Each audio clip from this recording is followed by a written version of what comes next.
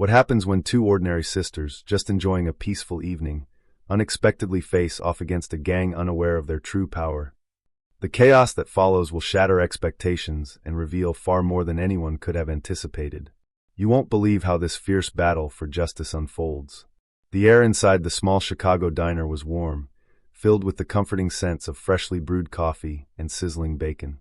Kayla and Tamara Johnson had chosen this cozy spot for its quiet charm, a perfect place to relax after weeks of grueling military training.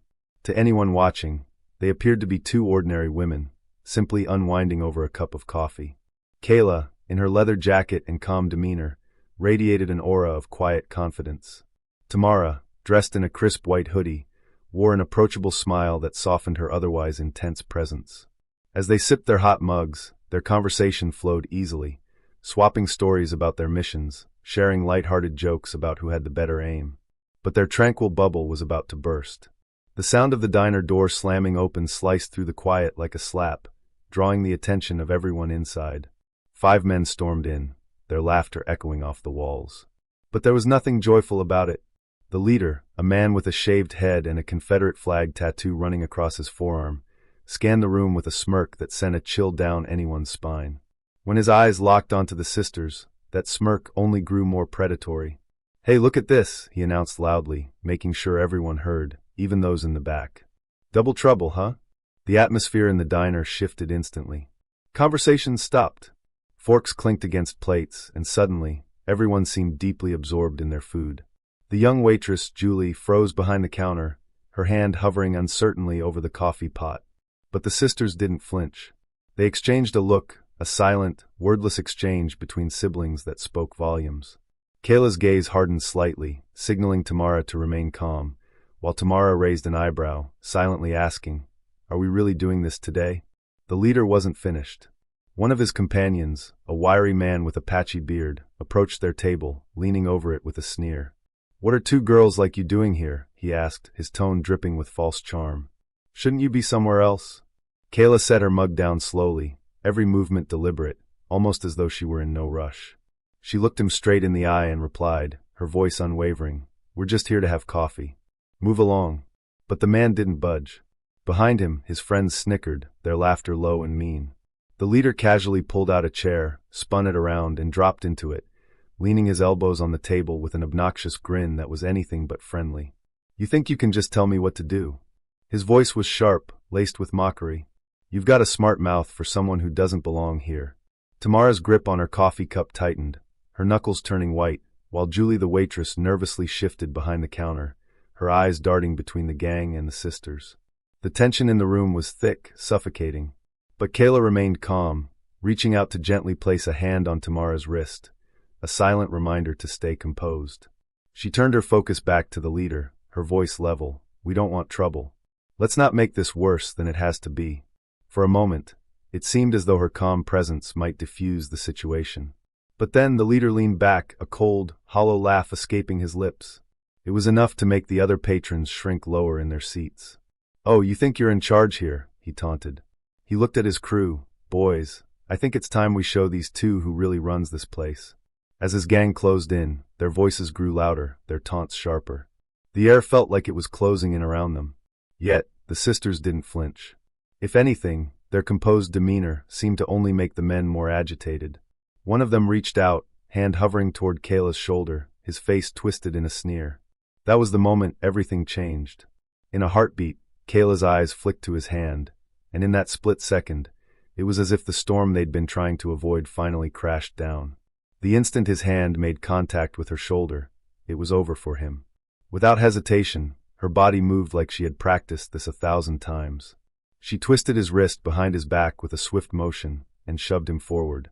The sound of his knees hitting the table rang through the diner, followed by a sharp yelp of pain. Silence fell over the room, for just a fraction of a second. Even the hum of the refrigerator seemed to stop. Then chaos erupted. The leader, his ego bruised beyond repair, lunged at Tamara, roaring in anger, but his bark was worse than his bite. Tamara didn't flinch. She sidestepped effortlessly, her movements smooth and deliberate. With a swift kick to his ankle, she sent him sprawling to the floor. His head hit the linoleum with a dull thud, and he groaned, confusion beginning to replace his earlier arrogance. "What the hell? Who are you two?" he spat, scrambling to his feet, clearly realizing he was in over his head. Kayla didn't waste time answering. She was already dealing with two of his men, who thought their numbers would give them an advantage. Spoiler alert, they were wrong. One man swung wildly at her, his fists slicing through the air, but Kayla leaned back just enough to avoid the punch.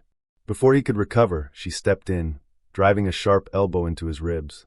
He stumbled backward, crashing into a booth.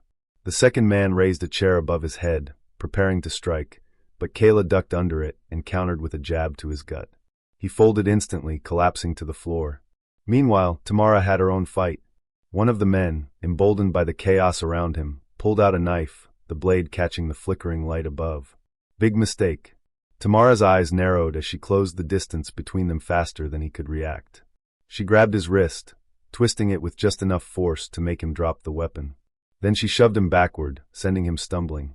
The knife skittered across the floor, sliding under the counter where Julie, the waitress, had taken cover, her phone clutched tightly in her shaking hands. The leader, now visibly panicking, tried to rally what was left of his crew. "Don't let them win," he shouted, but his voice cracked with fear.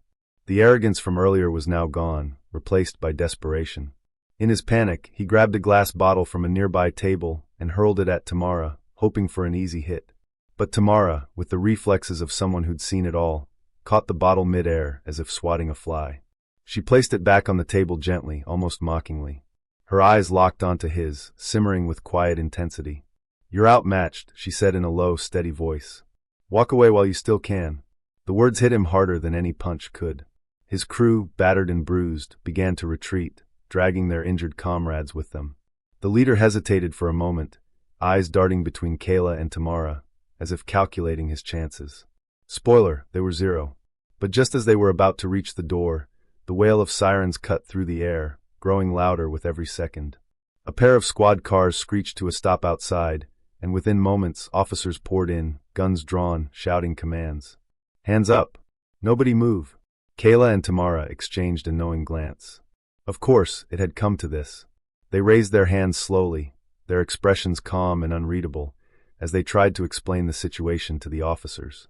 But it didn't matter. Despite the testimony of the brave witnesses who spoke up, and despite the fact that the waitress was still trembling behind the counter, the sisters were cuffed and escorted outside. Meanwhile, the gang members received noticeably lighter treatment. A few were taken aside for questioning, but none were handcuffed. The leader, now sporting a smug grin, walked past the sisters as he was loaded into the back of a squad car. He leaned in close enough for only Tamara to hear. "You haven't seen the last of us," he whispered, his voice dripping with venom. Tamara's jaw clenched, but she didn't respond. Kayla gave her sister a subtle shake of the head. It wasn't the time. But as they were loaded into the back of another squad car, the look in Tamara's eyes made it clear. This wasn't over. Not by a long shot. At the police station, the interrogation room was suffocatingly cold. Officers grilled Kayla and Tamara like they were the criminals, focusing on their military backgrounds as if it was some kind of threat, rather than an accomplishment. "Special forces, huh?" one officer sneered, flipping through a file. "That explains your approach." Kayla's response was calm but sharp. "My approach?